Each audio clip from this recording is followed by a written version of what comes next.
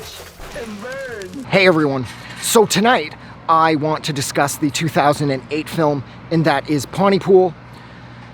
Now this is based off the book Pontypool Changes Everything, which I found by accident at the, can't remember what library I was at. I was there with my girlfriend at the time, and she found the book.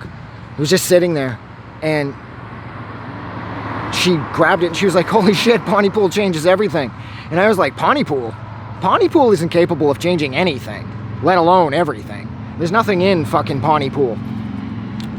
And that's how I originally found out about the book. And she ended up signing it out of the library, and she read it, and then I read it, and wow, what a book. It's about how there's a virus in the English language that reduces us to nothing more than like crude radio signals that use auditory cues in order to locate a victim, which is anybody, in order for the person infected to suicide into. And it's an amazing book. And this is an amazing movie. Now, it takes place in a small radio station, of course, in Pontypool, Ontario, Canada. And the DJ is Grant Massey. His producer is Sydney. And his sort of go-to tech producer is Laurel Ann. And Pontypool ends up under quarantine as people become these crude radio signals that use auditory cues in order to locate victims, in order to suicide into. But see, the thing is, this movie didn't have a ton of money. It looks like it had a ton of money, but it didn't have a ton of money. So all of the sort of radio signal zombie carnage is done through the use of descriptions by people calling in to the radio station where they work, or what's his name? Ken Loney in the Sunshine Chopper. He's the weather guy for the Pontypool radio station that flies around in his chopper, keeping his eye on things around Pontypool. And he discusses very quickly how it's like, holy fuck, things are falling apart. And he's like, I've seen things that are going to wreck the rest of my natural life. Because the way that the people end up suiciding into other people is they attempt to sort of merge with them physically. And they'll like pull their mouths apart and trying to get their like limbs down their throat. And in the process, they'll rip the person to pieces. And again, this is all done 100% through description, because the movie didn't have the budget to sort of, turn this into something more visual where we could see these massive amounts of crude radio signals seeking out people to tear apart. And I have to say that personally, I like this more because by 2008, the whole zombie thing had been done to death. I was so tired of zombies by this point. I mean, fuck, I'm so sick of them now too, but I was so sick of them back in 2008. So the fact that we had to sort of imagine the swarming carnage, it just made this movie so much more inventive and so much more exciting that we actually got to use our imagination. And this movie is just so clever, and the acting is spot on, and I love how honest it seems. It's almost like this virus could exist in any language. And it's apparently, it's most transmitted through the use of affectionate words. Like, I love you, you look beautiful, you're handsome, you're the best person in my life, blah, blah, blah. Apparently these are sort of the triggers, but overall it's the English language in total, but it's more like I said, terms of endearment, things like that are the things that will trigger you to reduce to being nothing more than a radio signal that will use auditory cues in order to locate people to slaughter. And I just love how claustrophobic this movie is. And I love how once the BBC becomes involved, because see, they're stuck in the radio station, but the rest of the world is watching this happen in real time via their televisions.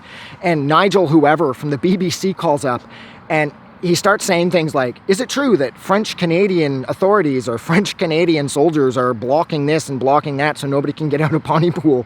Because to the rest of the world, everybody in Canada is just like a French liberal or some shit. Now, about that though, the liberal thing, that comes and goes. It's a matter of your political affinities, your political alignments. But we are, like, I'm French. Like, fuck am I ever? So, and it seems like seems like everybody else I know has a touch of French in them too. So the French-Canadian thing is very true. It's a little like, I suppose, insulting on the surface. You're like, oh, French-Canadian soldiers, and you're kind of like, oh, for fuck's sakes. But then I remember that I'm French. My family's French, and my friends' families are French, and not France French. We're talking Quebec French. So French-Canadian, and you're like, ah, damn it, you know, motherfucker. Like, they're saying it in some sort of like nationalistic insulting sense in order to kind of toss a joke in about everybody in this country being a French whatever. But it's kind of true. You can only deny it so much, you know what I mean? And I have to say too how they just decide to nuke Pontypool at the end in order to try and smooth things out. I mean, does that ever work in movies? They always go to bombing things. It's always everybody's answer in these films. It's how Outbreak starts with Dustin Hoffman and Morgan Freeman and Cuba Gooding Jr. and Kevin Spacey. Well, that's a movie filled with sex offenders. Dustin Hoffman's clear, Rene Russo's clear, you got Morgan Freeman, Cuba Gooding Jr., and fucking Kevin Spacey. That's a lot of rapists in one movie.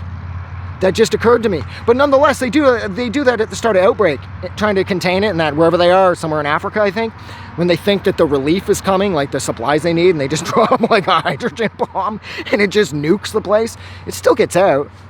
So, apparently, too, there's supposed to be a sequel to Pontypool. I believe it's called Pontypool Changes. Yeah, Pontypool Changes. Apparently, it 100% went into production in 2019 after years and years of speculation.